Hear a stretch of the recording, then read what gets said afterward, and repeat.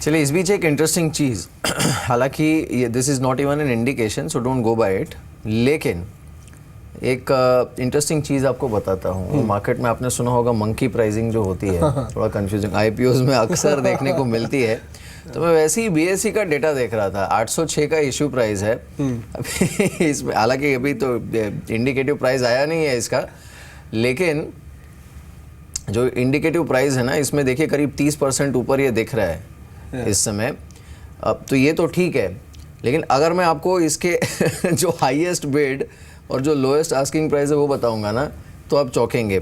जो highest bid इस समय इस पर खड़ा है क्यू में, वो है 1410 के लेवल पर, 1410 के लेवल पर, और जो लोएस्ट आस्क प्राइस है क्यू में वो है 630 के लेवल पर। खैर इसे मंकी प्राइसिंग कहते हैं, इस पर जाइएगा मत आप, लेकिन ये आप देखिए कि ये ऑलमोस्ट 30% ऊपर, और अगर वाकई ये 30% ऊपर खुलता है I think then it's a no brainer. Jigar आप क्या करेंगे?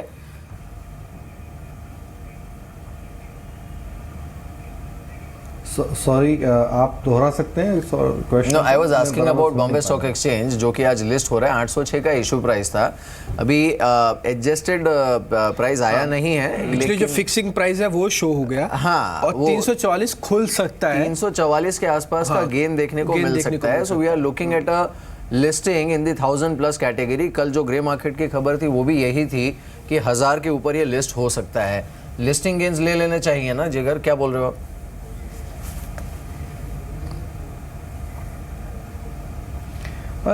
डेफिनेटली एक रिटेल इन्वेस्टर के लिए इससे अच्छी बात क्या हो सकती है कि 25% गेन आपको मिल जाए लिस्टिंग पे।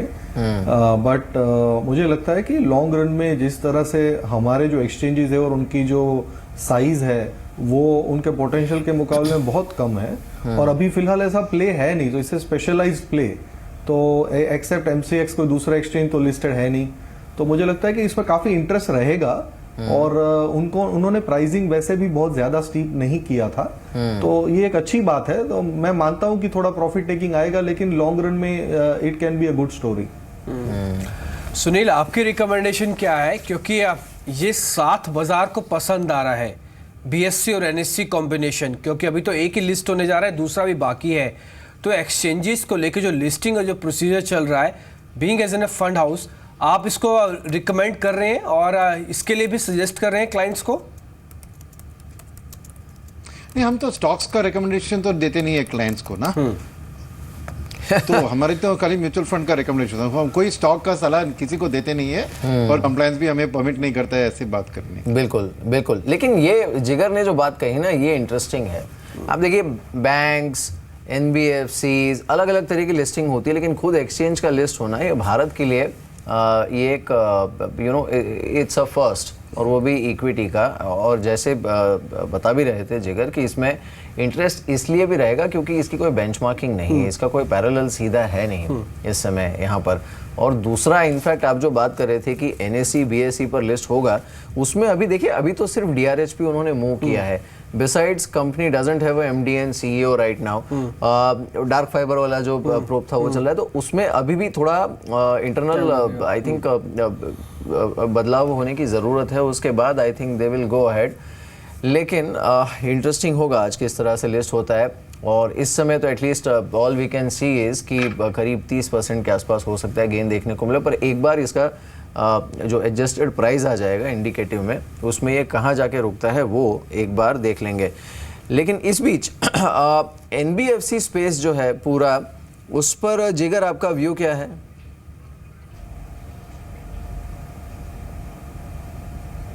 एनबीएफसी स्पेस काफ़ी अच्छा कर रहा है, पर्टिकुलरली क्योंकि बैंक्स आप देखिए लैंड नहीं कर पा रही हैं ठीक से, पर्टिकुलरली स्टेट ओन्ड बैंक्स। तो एनबीएफसीज काफ़ी ग्रोथ कैप्चर कर रही हैं क्योंकि उनके पास लास्ट माइल कैपेबिलिटी है। तो हमें तो काफ़ी जो है एनबीएफसीज पसंद है, जिसमें से कुछ हमारे जो टॉप पिक्स हैं उसमें श्रेय इंफ्रास्ट्रक्चर फाइनेंस है, ईडलवाइज है, कैपिटल फर्स्ट है। ये सब कंपनीज पे हमारी बाई रेटिंग है और हमें लगता है कि इनके प्रोस्पेक्ट्स बहुत अच्छे हैं। इनका एसेट बेस यहाँ से काफ़ी अच्छा ग्रो हो सकता है। एवरी ईयर 20-25% की ग्रोथ इनके लिए एसेट्स अंडर मैनेजमेंट पे पॉसिबल है, और इनके मार्केट शेयर गेन भी काफ़ी अच्छी तरीके से नज़र आते हैं। तो ये सब कंपनीज को हमारी पॉजिटिव हमारी एक रिकमेंडेशन है। ठीक है जिगर, एक और चीज़ बताइए, जो स्पेस था रूरल ग्रोथ को लेकर, इसमें बजट में अनाउंसमेंट्स तो बहुत हुई है।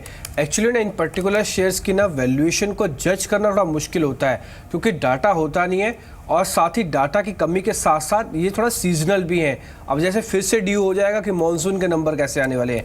सरकार जो काम कर रही है सो कर रही है, लेकिन ऐसा डाटा भी चाहिए होता है जो टाइम टू टाइम आता रहता है, इनको बहुत रिफ्लेक्ट करता है। आप इस सेक्टर को कैसा रेट करें, क्योंकि काम बहुत हुआ है, अनाउंस बहुत हुआ है।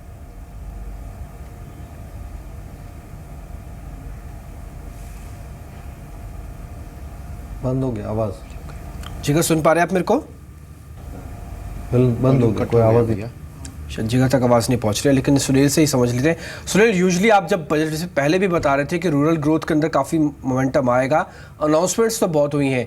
यही मेरा एक सवाल है कि एक्चुअली अनाउंसमेंट हो रही है लेकिन रेट करना, वैल्यूएशन करना इस पूरे सेक्टर को थोड़ा मुश्किल होता है। एक तो डाटा के फ्रंट पे और हर 6 महीने में कुछ ना कुछ एक ट्रिगर ड्यू हो जाता है।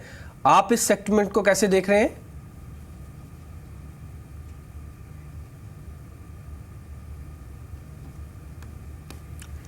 लगता है सुनील से भी इस बीच संपर्क टूट गया, दोनों ही गैस से जुड़ा है, टूटा है संपर्क, लेकिन वापस जुड़ेंगे इनसे।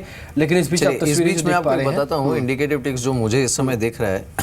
मैं एक साइट पर देख रहा था। I think this is right now, this is the breaking news. BSE पर जो इंडिकेटिव प्राइस इस समय दिख रहा है वो दिख रहा है 1085 के आसपास का। 1085 के आसपास, यानी 1000 के ऊपर लिस्टिंग की जो बात हो रही थी वो यहाँ पर सही साबित हो सकती है। 1085 के आसपास प्राइस यहाँ पर दिख रहा है। सो आई थिंक इस पर नज़र रखनी चाहिए। 1085 का लेवल हो सकता है लिस्टिंग के आसपास देखने को मिले। और कल हमने कहा भी था इनफैक्ट कि ग्रे मार्केट प्रीमियम जो है वो 1000 के ऊपर दिख रहा है। इस समय आप सीधे इनफैक्ट दृश्य देख रहे हैं नेशनल स्टॉक एक्सचेंज से, जहाँ पर इसकी लिस्टिंग होने जा रही है और अशोक चावला वहाँ पर इस समय आई थिंक बात कर रहे हैं इन्वेस्टर्स से। लेकिन 1085 के आसपास का प्राइस प्री ओपन में यहाँ पर दिख रहा है। सो आई थिंक ये लेवल है जिस पर आपको नज़र रखनी चाहिए और NSE पर लिस्ट होने जा रहा है। सो आई थिंक 1085 का जो लेवल है वहाँ पे प्रॉफिट टेकिंग तो डेफिनेटली एक बार के लिए देखने को मिलेगी। बिल्कुल। इस पीछे थोड़ी देर में हमारे साथ आशीष चौहान ही होंगे जो कि MD एंड CEO हैं BSE के, वो भी हमारे साथ जुड़ेंगे और सबसे पहले जुड़ के उनसे हम चर्चा करेंगे कि इस समय अब आगे की रणनीति क्या है। भीर एक और चीज़ आज उनका राहुल सुबह बता रहे थे कि हो सकता है BSE लिस्ट होने के बाद अपने थोड़ा बिजनेस को और एक्सपेंड करे। यूजुअली कॉर्पोरेट एडजस्टमेंट तो है जो कि IPO की फॉर्म में आ रही है, लेकिन कमोडिटी एक अगला ट्रिगर है और सरकार के भी कार्ड्स में है। चलिए, तो ये अब price I can see it on the Reuters 1085 के लेवल पर प्री ओपन में सेटल हुआ है। कुल 51 गुना ओवर सब्सक्रिप्शन था और 1085 पर यानी 35% का लिस्टिंग गेन यहाँ पर देखने को मिल सकता है। ऑलमोस्ट 35% का 1085 के आसपास जाकर ये जो प्री ओपन प्राइस है उसमें सेटल हुआ है BSE का इश्यू। तो इस पर नज़र रहेगी हमारी। कुछ ही देर में हमारे साथ आशीष चौहान भी जुड़ेंगे, उनसे हम बात करेंगे। लेकिन नॉट बैड इस तरह के मार्केट में, और ख़ासकर अब जैसे कुछ देर पहले हमने सुना भी कि कोई बहुत ज़्यादा इनका जो बिज़नेस मॉडल है उसमें फ़िलहाल एक्सपेंशन की गुंजाइश नहीं है, लेकिन इसके बावजूद I think it's a good price. Sunil, now I know you can't speak specifically about Bombay Stock Exchange listing, but probably investors are looking at 30-35% listing gain. ये देखने को मिल सकता है जिस तरह का प्री ओपन प्राइस भी है। ये जो प्राइमरी मार्केट की वाइब्रेंसी है इसे आप कंटिन्यू होता देख रहे हैं? हाँ बिल्कुल, क्योंकि ये जो नए लिस्टिंग से थे स्पेशली फाइनेंशियल सर्विसेज स्पेस में, ये नए लिस्टिंग्स अभी देखिए ICICI प्रूडेंशियल भी लिस्ट हुआ था, अभी नेक्स्ट ईयर UTI AMC भी लिस्ट होगा, फिर पेमेंट बैंक्स है वो भी लिस्ट होंगे, माइक्रो फाइनेंस कंपनीज और ज़्यादा लिस्ट होंगे।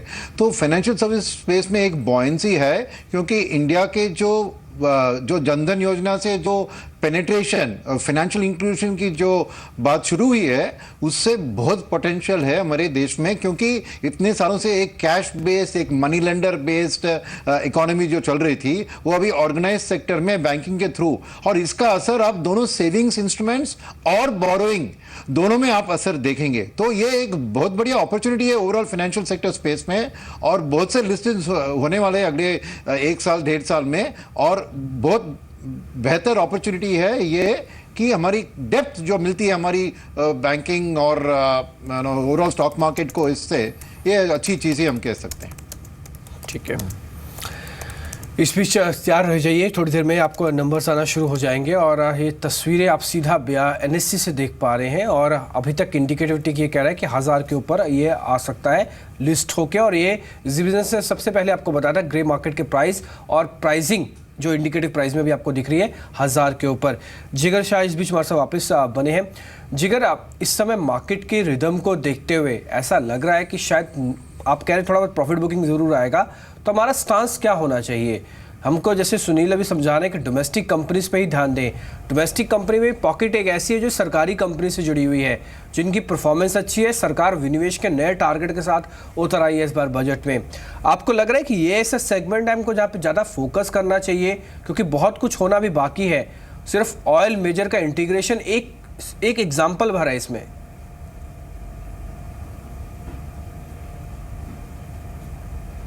देखिए, मेरे ख्याल में मैं अभी फ़िलहाल मार्केट में काफ़ी सारा। हेलो जी, सुन पा रहे हैं आपको, please continue sir. Hello,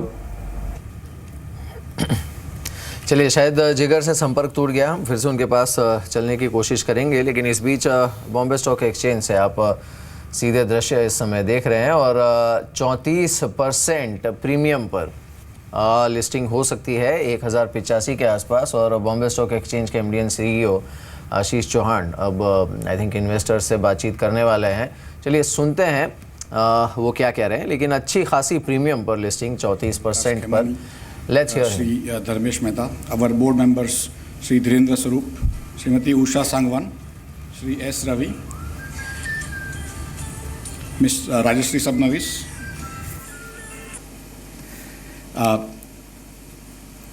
members of our subsidiary board, Sri Arun Mehta, Sri P.S. Reddy, friends, ladies and gentlemen, it's a pleasure and honor to be in front of you today.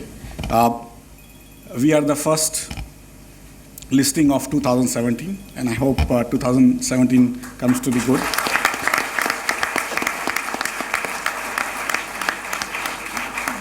BSE today has over 5,000 listed entities on its platform, making it the largest exchange in the world in terms of number of stocks listed. We have several companies which have seen 3 centuries, 19th, 20th, and 21st. And BSE is actually one of them. But it was not listed. Today it is getting listed. So thank you for coming on this great occasion. BSE has been actively and directly participating in wealth creation and capital formation in India, as our Honorable Prime Minister said during our inauguration of India International Exchange on January 9, that India needs to create 30 crore new jobs for next 20 years. And BSE will be the venue for raising capital for Indian corporates for creating those jobs. BSE has had many partnerships with Standard & Poor's, CMI, Morningstar, and so on and so forth. And BSE is taking leadership in bringing international standards in India in technology with Deutsche Börse, compliance, corporate governance, promoting SMEs, creation and trading of sustainable indices, including the oldest and most popular India-based index, S&P, BSE Sensex, and so on and so forth. We have received an overwhelming response for BSE's IPO, and till date you had put faith in companies listed on BSE. Today you have put faith in BSE itself. Brokers have also been waiting patiently for almost 10 years. Around 10 years back, brokers used to own 100% of BSE. After this IPO, they've come down to less than 30%. That shows how professional BSE has become, and I would like to congratulate and thank brokers for allowing this entire process smoothly of becoming a professional organization from a broker-run, broker-operated exchange. We are also thankful to all our partners in the listing journey and what has been a spectacular issue. Merchant bankers are Edelweiss Financial Services, Axis Capital, Nomura Financial Advisory, Motilal Oswal Investment Private Limited, SBI Capital Markets, SMC Capitals Limited, Spark Capital Advisor, and Jefferies. Legal advisors, AZB and Partners, Nishit Desai, Clifford Chance, Crawford Bailey.